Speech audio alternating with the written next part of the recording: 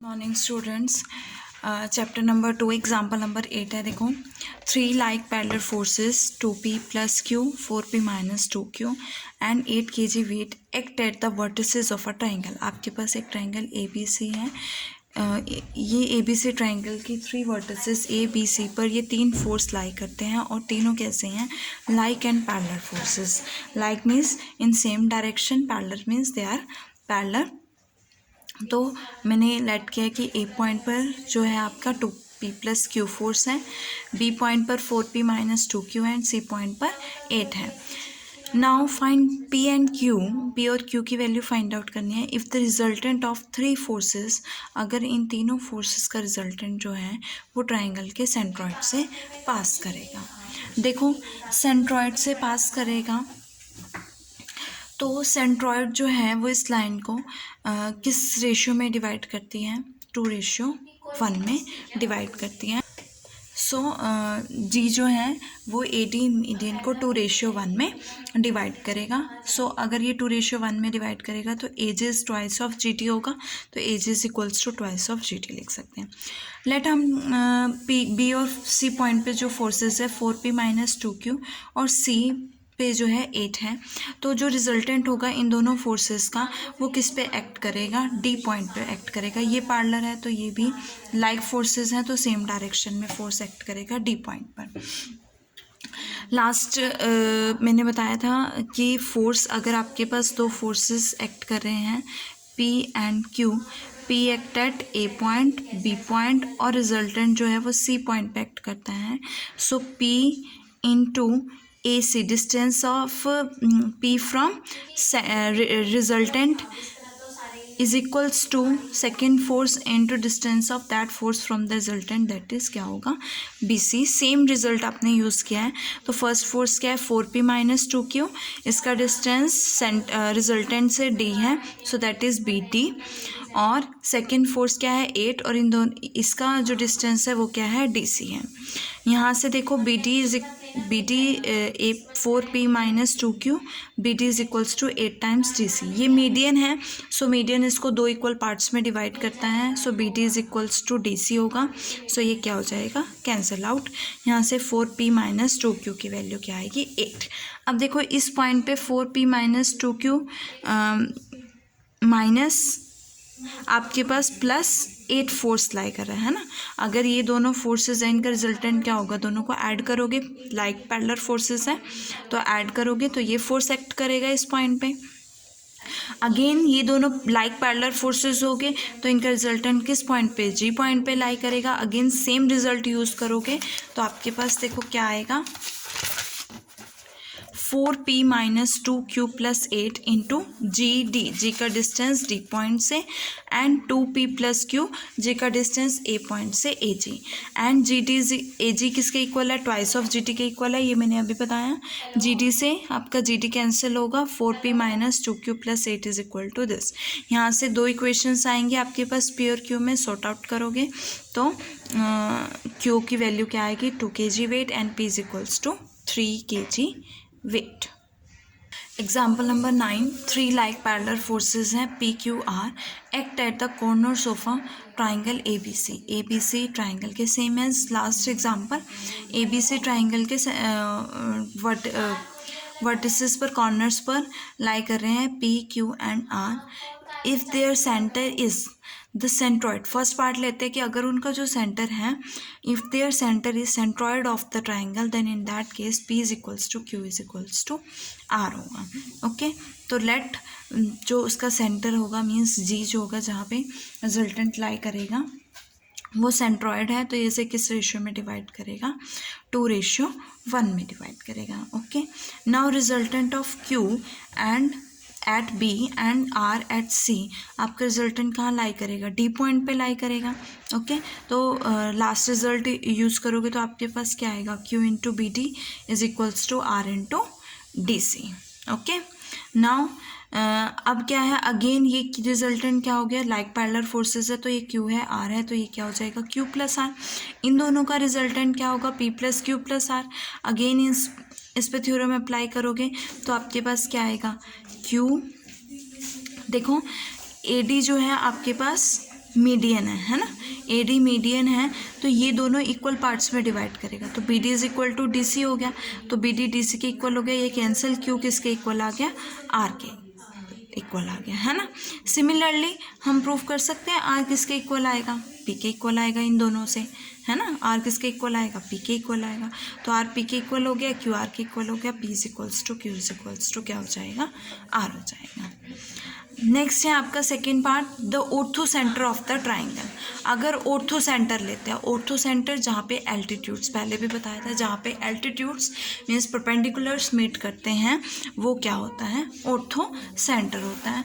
तो लेट देखो इसका डायग्राम कैसे होगा, P force, Q force, R force, orthocentre पे P plus Q plus R lie करेगा। अगेन रिजल्टेंट जो है Q का B पॉइंट पर और R का C पॉइंट पर क्या होगा, D पॉइंट पर होगा, that is Q into B D is equals to R into D C हो जाएगा। ओके, अगेन जो लाइक पैरेलल फोर्सेस P और यहाँ पे जो फोर्स आएगा Q प्लस R, इनका रिजल्टेंट H पॉइंट पे आएगा, that is P plus Q plus R। Now यहाँ से Q अपॉन R की वैल्यू क्या आएगी, D C upon B D. Now you have to find out D C and B D.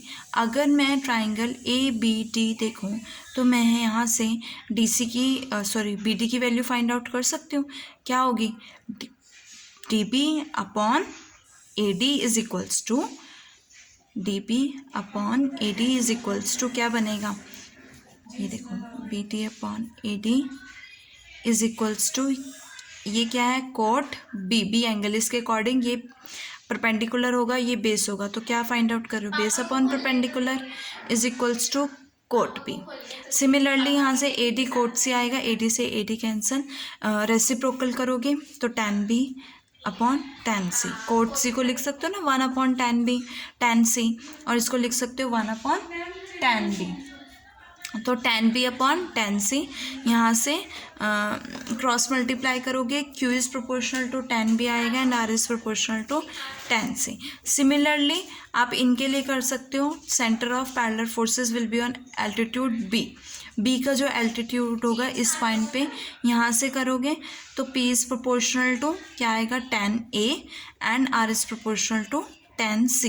तो इन दोनों रिजल्ट से आपके पास क्या रिजल्ट आएगा, P is proportional to tan A is equals to Q is proportional to tan B is equals to R is proportional to tan C। Example number 10 देखो, A B C आपके पास triangle है, O is a point is the plane of the triangle, a force R acts along A O के along एक force are act कर रहा है, जो कि रिजॉल्व है दो फोर्सेस में जो इसके पैरेलल है, जो किस पॉइंट पे एक्ट कर रहे हैं, बी और सी पॉइंट पे। So let the force at point B be P and at point C be Q. Okay, अब यहाँ से देखो, अगर आप लेमिस थ्योरम अप्लाई करोगे तो P is proportional to D C, Q is proportional to B D and R is proportional to क्या होगा, बी सी होगा। फर्स्ट पार्ट क्या दिया हुआ है, O is the incentre of triangle A B C. In centre क्या होते हैं, जहाँ पे इंटरनल बाइसेक्टर्स मीट करते हैं, that is called in centre.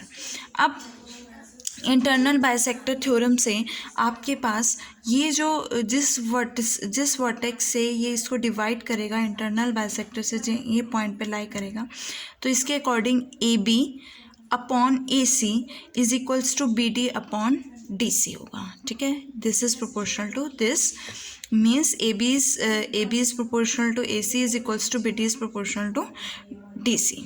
ठीक है, ये दोनों क्या होंगे, इक्वल होंगे। और अगर ये बाइसेक्टर यहाँ पे होता तो this upon this is equal to this upon this होता। ठीक है, तो ये from geometry internal bisector theorem है। अब ए बी क्या लिया है इन्होंने, सी लिया है, और ए सी क्या लिया है, बी, तो सी अपॉन बी हो गया।